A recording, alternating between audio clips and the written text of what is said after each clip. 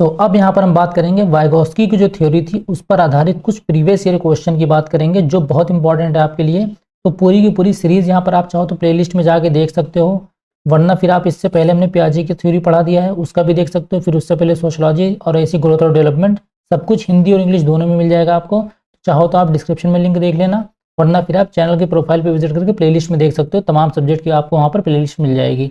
ठीक, तो रिसेंट में भी जो है वो आपको सीडीपी की मिल जाएंगी, मैथ्स वगैरह की सब चीज़ों की मिल जाएंगी मैथ्स पेपर 1 के लिए। तो चलो अब हम कंटिन्यू करते हैं यहाँ पर। अब देखो यहाँ पर अगर हम क्वेश्चन देखें तो सबसे पहला क्वेश्चन क्या है कि वाइगोस्की का जो संज्ञानात्मक विकास है उसका सिद्धांत किस पर आधारित है।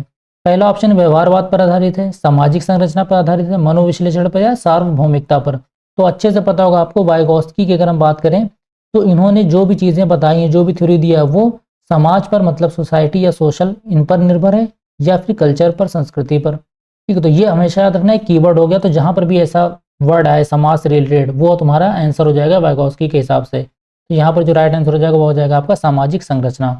अब देखो नेक्स्ट क्वेश्चन हम देख लेते हैं। यहाँ पर क्वेश्चन क्या कह रहा है कि निम्नलिखित में से कौन सा शब्द वाइगोस्की द्वारा बच्चे के स्वयं से बात करने के कार्य का वर्णन करने के लिए उपयोग किया जाता है। कि वाइगोस्की ने 3 टाइप की स्पीचेस बताई थी। ठीक है, 3 तरीके का संवाद करते हैं बच्चे, उन तीनों में से कौन सा ऐसा संवाद होता है जिसे हम कहते हैं कि जब बच्चा स्वयं से बात करता है। तो जब बच्चा स्वयं से बात करता है उसको हम क्या बोलते हैं, निजी संवाद की, उच्च स्वर में, कि मचान की, क्या। तो वहां पर जो राइट आंसर हो जाएगा कौन सा हो जाएगा, निजी संवाद, जिसे हम प्राइवेट स्पीच भी कहते हैं। तो ये हो जाएगा तुम्हारा राइट आंसर। बाकी देखो किस एज में क्या हो तो वो भी आगे हम बताएंगे, उससे पहले हम पहले क्वेश्चन थोड़े बहुत कर लेते हैं, फिर आपको लास्ट में रिवीजन करा देंगे।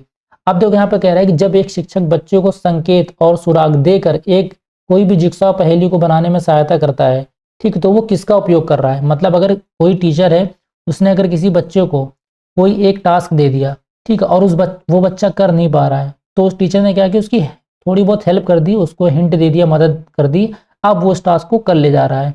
तो ये जो काम किया है ये कौन सा, इसको क्या बोलते हैं, किस चीज़ का उन्होंने उपयोग किया है। तो यहाँ पर जो आंसर हो जाएगा वो स्वतंत्र खोज तो नहीं किया, यहाँ पर उद्दीपन नहीं होगा, अनुसरण नहीं होगा, यहाँ पर राइट आंसर हो जाएगा मचान, मतलब जिसे हम इसके फोल्डिंग बोलते हैं। इसका मतलब होता है, इसके फोल्डिंग मतलब आप समझ लो असिस्ट करना, हेल्प करना, ठीक है, गाइड करना इंग्लिश में अगर बात करें, हिंदी में बात करें तो मदद करना। ठीक है, ये क्या होता है हमारा मचान होती है, और इसी को हम लोग कई बार इसके फोल्डिंग इंग्लिश में बोलते हैं, और सीढ़ी भी बोल देते हैं, कुछ लोग मचान बोल देते हैं, तो कई कई वर्ड हैं इसके। ठीक है, अब देखते हैं यहाँ पर हम 43rd वाला कह रहा है किन्होंने इस बात पर जोर दिया है कि व्यक्तिगत विकास को सामाजिक और सांस्कृतिक संदर्भ के बिना नहीं समझा जा सकता। ठीक है, तो देखो यहाँ पर हमने क्या बताया, समाज को, संस्कृति को किसने सबसे ज्यादा महत्व दिया है, किसने, वाइगोस्की ने। ठीक है, तो राइट आंसर ये हो जाएगा। जीन पियाजे ने डिस्कवरी को, कंस्ट्रक्शन को, ठीक है, बच्चा स्वयं से सीखता है, वो सब चीज़ पर ज़्यादा महत्व दिया है। वॉल्बर का तो चलो नैतिक सिद्धांत दिया था इन्होंने, तो ये तो सब गलत हो गए। अब यहाँ पर हम देख लेते हैं कि वाइगोस्की के अनुसार अधिगम क्या है, मतलब वाइगोस्की के हिसाब से लर्निंग क्या होता है। ज्ञान निर्माण की सक्रिय प्रक्रिया है, कि कंस्ट्रक्शन की वजह से नॉलेज होती है, ज्ञान ग्रहण करने की एक निष्क्रिय प्रक्रिया है, या फिर अभ्यास व दोहराव की प्रक्रिया, या फिर उद्दीपन प्रतिक्रिया है। तो देखो यहाँ पर उद्दीपन स्टिमुलस रिस्पॉन्स वाला तो बिल्कुल नहीं होगा, ये सब आपका बिहेवियरल थ्योरी में चला जाता है। उसके बाद हम बात करें तो ड्रिल एंड प्रैक्टिस, ज्ञान को आप ड्रिल या प्रैक्टिस करके नहीं सीख सकते हो, कोई रटने वाली चीज़ नहीं है वो ना, ऐसे नहीं आप चीज़ों को सीख पाओगे। ज्ञान ग्रहण करने की एक निष्क्रिय प्रक्रिया है, तो निष्क्रिय प्रक्रिया भी नहीं, तो यहाँ पर जो राइट आंसर हो जाएगा क्या होगा, सक्रिय प्रक्रिया है, मतलब एक एक्टिव प्रोसेस जिसमें बच्चा एक्टिव रहेगा, कुछ ना कुछ टास्क करेगा। तो जो राइट आंसर हो जाएगा वो ये हो जाएगा। ठीक है, ये चीज़ देखो पियाजे और वाइगोस्की के हिसाब से, दोनों के हिसाब से, कि बच्चा चीज़ों को तभी सीख पाएगा जब वो एक्टिव रहेगा अपने प्रोसेस में, एक्टिव कंस्ट्रक्शन ऑफ नॉलेज होगा।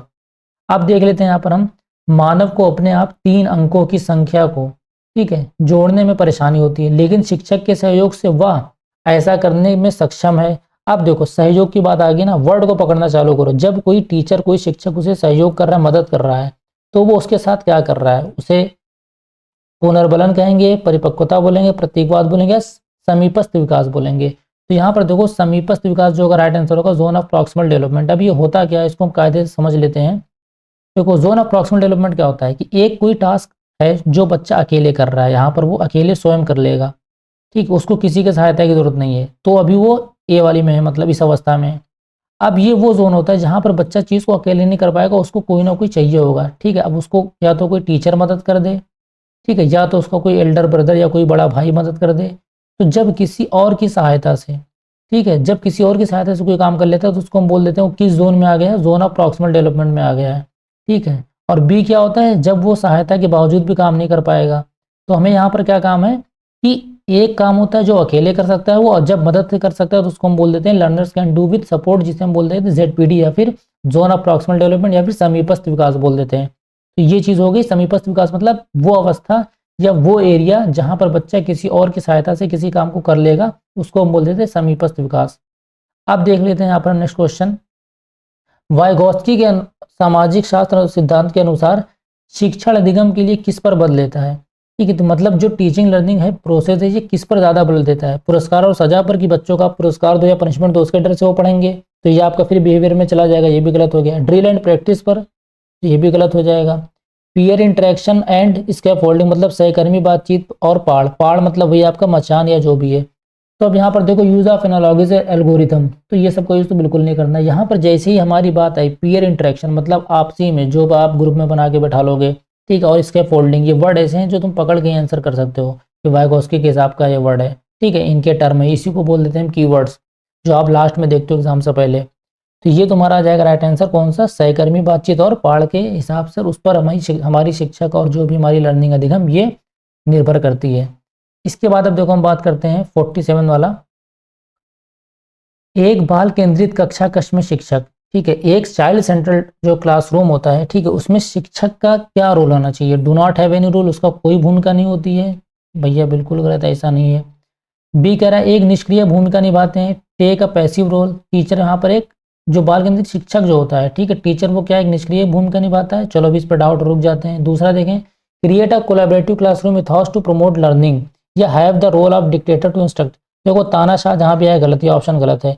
अब इन दोनों ऑप्शन में देखो आप फंस रहे होगे, तो यहाँ पर देखो ज़्यादा सही जो ये है कि एक सहयोगात्मक कक्षा संस्कृति का निर्माण करता है वो, कि जहाँ पर बच्चा एक दूसरे से सीख सकते हो। ठीक है, उनको कोई ग्रुप में काम दे दिया तो कोलैबोरेटिव हो गया या पीयर लर्निंग हो गया ना, ये सब क्या होते हैं आपके पॉजिटिव वर्ड माने जाते हैं, सही आंसर माने जाते हैं। तो ये तुम्हारा सही हो जाएगा सी वाला। ठीक है, मतलब यहाँ पर कि कोई भी चाइल्ड सेंटर्ड क्लासरूम होगा तो वहाँ पर आपको कोलैबोरेटिव क्लासरूम करना चाहिए। ठीक है, कि लोग कोलैब करते हैं ना, आपस में मिल के चीज़ों को सीखेंगे बच्चे। ठीक है, तो वहाँ खुले मन से सीख सकते हैं। अब देखो प्याजे ने कुछ प्रोसेस या कुछ चीज़ें बताई हैं जिसके थ्रू हमको लर्निंग और टीचिंग ये चीज़ अच्छे से हो जाती है। ठीक है, एक शिक्षक को ये चीज़ करना चाहिए अपनी क्लास में। ठीक है, अब वो कौन से प्रोसेस है उनको क्या क्या बोलते हैं, कोलैबोरेटिव प्रोजेक्ट्स, मतलब ऐसा प्रोजेक्ट जो बच्चे मिल के करेंगे आपस में। तो हो सकता है किसी चीज़ में किसी बच्चे की कमी हो, कोई दूसरा बच्चा पूरी कर दे रहा है, तो बच्चा आपस में सीख लेते हैं। कोऑपरेटिव लर्निंग, मतलब ऐसा अधिगम कराओ कि जहाँ पर आप बच्चे से कोऑपरेट करो। ये नहीं कि आपने उसको बोल दिया कि तुमको याद होना है तो होना है, अब दोबारा हम नहीं पूछेंगे आगे। ठीक है, सीधे आके सुनेंगे, तो ऐसा नहीं, आप उसके साथ कोऑपरेट करो। रेसिप्रोकल टीचिंग हो गया इसी तरीके से। पीयर ट्यूटरिंग हो गया तुम्हारा, असिस्टिव लर्निंग हो गया, सब अभी बताया था। असिस्टिव लर्निंग मतलब वही कि जब आप मदद करते हो टीचर की, वो बच्चे की। पीयर ट्यूटरिंग वही जब अपने दोस्तों के साथ वो सीखता है। ठीक है, तो ये सब तुम्हारे हो जाएंगे। कुछ इन वर्ड्स को एकदम अच्छे से आप रट लेना। ठीक है, इन वर्ड्स को अच्छे से आपको याद होना चाहिए कि ये सब वाइगोत्स्की ने इस्तेमाल किया था। तो आपको अगर मान लो क्वेश्चन नहीं भी समझ आएगा तो भी आप आंसर मार दोगे। इसके बाद हम देखते हैं, वाइगोत्स्की के अनुसार निम्न में से किसके लिए समीपस्थ विकास क्षेत्र का इस्तेमाल करना चाहिए, कि हमें ZPD या जोन ऑफ प्रॉक्सिमल डेवलपमेंट कब इस्तेमाल करना चाहिए, अध्यापन और मूल्यांकन में, या सिर्फ मूल्य और टीचिंग में, अध्यापन में, या सिर्फ मूल्यांकन में, इनमें से कोई नहीं। तो देखो ZPD जो तुम्हारा जोन ऑफ प्रॉक्सिमल डेवलपमेंट होता है ये दोनों के लिए यूज होना चाहिए। ऑनली वाले ऑप्शन लगभग सीटेट में जितने भी होते हैं वो हमेशा नेगेटिव माने जाते हैं, चीज़ याद रखना। तो यहाँ पर जो होगा टीचिंग और मूल्यांकन दोनों के लिए। ठीक है, दोनों के लिए क्या होगा, हमारे ये ZPD का हम इस्तेमाल करते हैं। चलो अब यहाँ पर देख लेते हैं 49 वाला क्वेश्चन है कि वाइगोत्स्की के सिद्धांतों के अनुसार व्यक्तिगत वाक, मतलब व्यक्तिगत वाक क्या होता है। व्यक्तिगत वाक मतलब सोशल स्पीच आपकी जो हो गई, सॉरी व्यक्तिगत है ना, प्राइवेट स्पीच होगी। ठीक है, यहाँ पर देखो लिखा सामाजिक स्पीच, प्राइवेट स्पीच।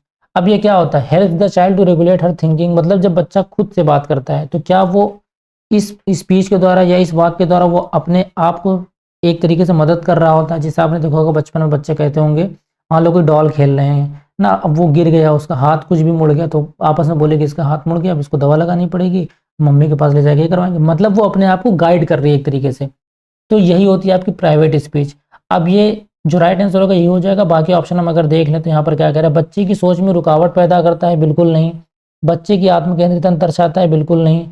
बच्चों को चुनौतीपूर्ण कार्य दिए जाने पर घटता जाता है, बिल्कुल नहीं। प्राइवेट स्पीच एक तरीके से उसकी मदद ही करता है। ठीक है, तो ये हमारा यहाँ पर जो राइट आंसर हो जाएगा वो ए वाला हो जाएगा।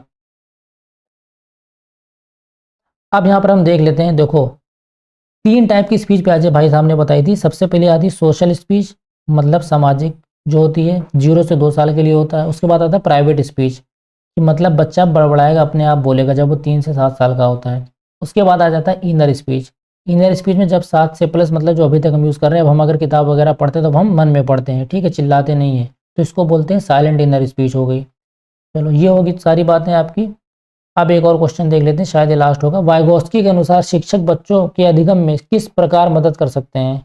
अब एक शिक्षक बच्चों की कैसे मदद कर सकता है? इनाम देकर? बिल्कुल नहीं, ये सब आपके बिहेवियरल थ्योरी वाले आएंगे, वो माने जाएंगे। सख्त सजा देकर? ये भी नहीं भैया, आप तो पहुंच जाओगे जेल में। मदद की मात्रा में, स्वरूप में बदलाव करके? हाँ। Changing the nature and quality of support, making them copy all the answer? बिल्कुल नहीं, ब्लैक बोर्ड से छापने वाली बिल्कुल मत काम करना। जो अब भले होता ये सब है, माना तो यही सब जा रहा है ना आजकल। वो तो अब चलो बीएड में लिख गया, लेकिन कर तो यही सब रहे हैं। लेकिन यहाँ पर आपको आंसर सही करना है। तो मदद की मात्रा में, स्वरूप में बदलाव करके, जहाँ पर भी मदद होगी ना, कितनी मदद करना है, वो हर बच्चे को आप सेम मदद नहीं करोगे। हो सकता है कोई थोड़ी बहुत हिंट समझ सकता है, किसी को ज़्यादा हिंट देना पड़े, तो उस हिसाब से आप अच्छा एक टीचिंग लर्निंग प्रोसेस कर सकते हो, एक अच्छे तरीके से आप बच्चों को सिखा सकते हो। तो ये हो गया आपका राइट आंसर, सी वाला। अब उम्मीद है इतने क्वेश्चन से आपको कॉन्सेप्ट समझ में आ गया होगा, या फिर जिनका कॉन्सेप्ट क्लियर था उनको और कंफर्म हो गया होगा कि उनके सारे आंसर सब सही जा रहे हैं। तो जिसको भी सीरीज थोड़ी बहुत भी पसंद आ रही है, थोड़ी बहुत कमी भी अगर हो, तो आप यहाँ पर कमेंट कर दो, जिस चीज़ में भी आपको कमी लग रही है, जो भी चीज़ आपको बुरी लग रही हो, खराब लग रही हो, कुछ भी। बाकी इससे पहले की वीडियोस आप जाके देख लेना। और सीडीपी को हम थोड़ा यहाँ पर एनिमेशन के थ्रू पढ़ाने वाले हैं, हर वीडियो में हम बता रहे हैं आपको, ताकि इतनी मेहनत करेंगे तो जब आप लोग देखेंगे थोड़ा अच्छा लगेगा। काफ़ी 10-15 व्यूज़ आते हैं वो बात अलग है, लेकिन थोड़ा बहुत तो बुरा लगता ही होगा ना, जब मेहनत करे इंसान। तो एक वीडियो के 2 से 3 दिन चले जाते हैं इसको बनाने में। तो ये वाली वीडियो थोड़ा स्पेशल वीडियो होगी, जिससे आपको चीज़ें देख के, ठीक है, सिम्बलाइज़ करके समझोगे आप। यहाँ पर कार्टून वगैरह होगा, फोटो वगैरह आएंगे, तो आप चीज़ों को अच्छे से समझ पाओगे। तो उस हिसाब से यहाँ पर हम सीडीपी पढ़ा रहे हैं, क्योंकि सीडीपी बहुत इंपॉर्टेंट होती है सीटेट के लिए। और ये चीज़ अगर आपको पसंद आएगी, अच्छी लगेगी, तो इस हिसाब से हम एसएसटी भी पढ़ा देंगे, हिस्ट्री भी थोड़ा एनिमेशन को थोड़ा पढ़ा देंगे, जिससे आपको लगे कि आप मूवी देख रहे हो। तो फिर हम मिलते हैं नेक्स्ट वीडियो में। और हो सके तो आप जो भी वीडियोस हमारी अपलोडेड हैं, एक बार जाके देख लेना, प्लेलिस्ट जाके चेक कर लेना, पेपर आपको बढ़िया जाएगा, एक बार भरोसा करके पढ़ लो। चलो फिर मिलते हैं नेक्स्ट वीडियो में, तब तक के लिए बाय बाय।